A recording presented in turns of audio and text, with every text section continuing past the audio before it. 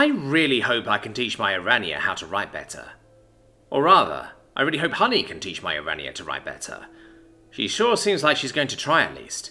I had her send a few bees over to read the sign, and what she saw clearly upset her. I did my best to calm her down, and told the spider pug to head to the library. Not before someone managed to accept the quest, though. So yeah, the Orania are giving out quests. If this was an MMO, I'd say they're something like a daily quest. They're not very complex, but it does net me extra mana, and I assume it nets the Delver extra experience. While the first one makes his way to the library to learn how to write properly, the spider lair spits out another Orania, who immediately heads for the little crawl space. I'm just glad it doesn't try writing another sign. Actually, can't bypass the ban on general talking with people through anything but Teemo. I wanted an Eat at Joe's sign. The Attic Orania doesn't seem to think of any new quests by the time the Delver returns, though it does toss down a sock woven from silk as a reward. The Delver looks pretty confused at the singular sock, and seems to wait for a second one, but it soon becomes obvious one is all he's going to get. He just shrugs, pockets the sock, and heads back to the town. I'm not sure what his actual business was, but he seems satisfied. Once he goes, though, the Orania slips out of the crawl space and out into the yard.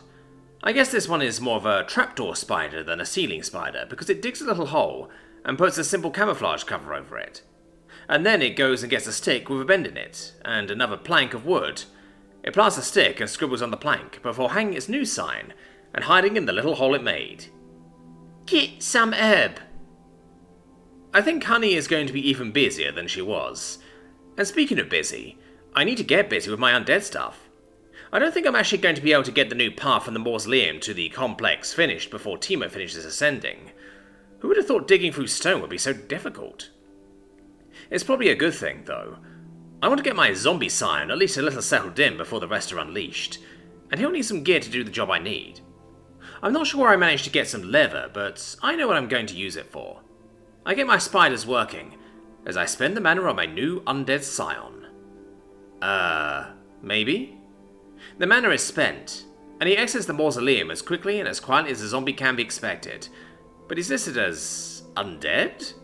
Yeah, with a question mark. I check on Thing and Grim, and they both have question marks now too. I'm pretty sure they didn't have that before.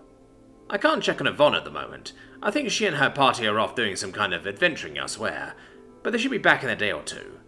They seem to want to test out how far she can go from me, and how much time she can stay out too. But back to my zombie scion on his roll. I wanted to be my first actual boss scion. I like the idea of being kind of a training dungeon, helping Delvers prepare to go deal with murderous dungeons like Neverrest and whatnot. If I'm going to be helping Delvers prepare for nastier stuff, they're going to need to actually face nastier stuff. But that also doesn't mean I'm going to just sick a super strong ghoul or something on them. I have my own pride and creativity to consider too.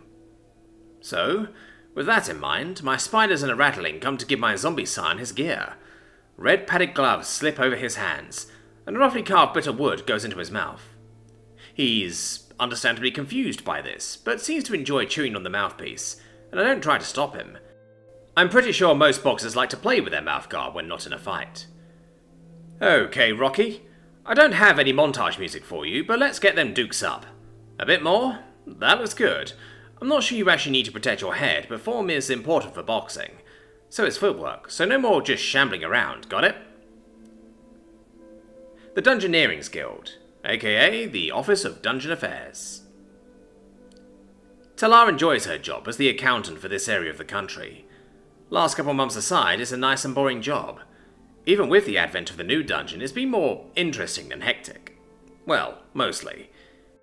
The issue with Neverrest had her worried, but the Full Dock dungeon handled itself with aplomb. As long as it stays cooperative, her job shouldn't get much more difficult. With the new developments, she absolutely hopes it stays cooperative. It has a conduit now, it has dwellers, it will most likely have a voice sometime soon. It's also going to keep doing weird things, she has no doubt about that. Cooperative dungeons are always a bit eccentric. Some behave like toy boxes, but still have strong denizens to enforce whatever rules they fancy. Some are also belligerent, but their monsters and traps have pathetic strength. With Full Dock being cooperative, it will need to be inspected more often, whenever possible. Holbreak Harbour still shows no interest in expansion, and with it being mostly open water, there are few adventurers who care to delve. It hardly needs a yearly inspection, just enough to make sure the status quo is maintained. Even the Southward doesn't need inspection often. It seems pretty satisfied with its current situation, or at least it had. Something in Tal's report makes her suspect something is going on, but she doesn't know what. If it weren't for the dwellers, and likely impending voice from Fordok, she'd have sent him back out to deliver the information it seems to want. But it'd be a poor exchange to give information that would be out of date before you even open your mouth, so he's taken the week off to do whatever he wants. She's also taken the chance to research the cooperative dungeons that are known, as well as how to handle dwellers. It hasn't been as helpful as she would have hoped, with how different cooperative dungeons tend to work, but it does at least give her something to go on, instead of pure guesswork. Her tea and musings are interrupted by a changeling entering the guild. While some people find the shapeshifters to be disturbing in their natural forms, their strangeness doesn't even register for her anymore. Once you've accepted you're overseeing large swaths of land and or sea that have opinions, you grow an appreciation for how relatable problems are for entities with legs. He nods at her, and she sits up a bit more straight, getting the feeling this is not simply a social visit. Hello. The dungeon is kind of being weird, he says, uncertain how to actually talk about a dungeon. This is why they have inspectors. She just gives him a professional smile and motions at the chair on the other side of her desk. I take it you mean Fordok Dungeon. I'd almost be more concerned if it's not being weird, she says with a small smile, which gets the Delver to smile as well before she continues. But please, what is it doing now? Well, I'm not an adventurer, so maybe it's normal. See, I wanted to try to get some pelts and whatnot. I'm a tanner and leather worker. Anyway, I checked the notice board at the front there and noticed a little rough wooden sign hanging down from the rafters. It wanted me to kill 5 rats, he explains, and Telar takes notes. So I go ahead and decide to do that and accept the quest. Like, an actual quest. Not a complicated one, but still a quest. Telar simply nods, like it's nothing out of the ordinary. It is unusual, but acting like it is tends to make non-adventurers a bit nervous. So, I killed and skinned the rats. Rats make nice slippers, actually, and returned to the porch, and this dropped down from the rafters. He reaches into his pocket and pulls out a simple silken sock. Yeah, just the one. Telar looks at it like the puzzle that it is, before returning her focus to the changeling. While that is unusual, it's not especially concerning. I need Inspector Tal to confirm, but it sounds like the dungeon has likely maxed out its spider spawner and gotten access to Arania. She leans back as she explains. The max rank for any spawner gives access to semi-intelligent denizens. The ratlings the dungeon has, for example, are more interested in gathering and stockpiling than they are in fighting. I wouldn't be surprised if the Arania have decided the best way to help the dungeon is to give quests. The leather worker still looks a bit confused. Doesn't that mess with the dungeon? Telar shakes her head. As far as we understand, delvers gain even when their denizens are killed by delvers. This is partially why inspectors are instructed to defeat whatever encounters they come across, as well as gather whatever resources are available too. This is also why Neverrest was locked down.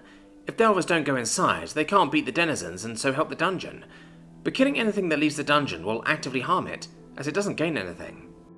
That seems weird. Telar just smiles. That's dungeons.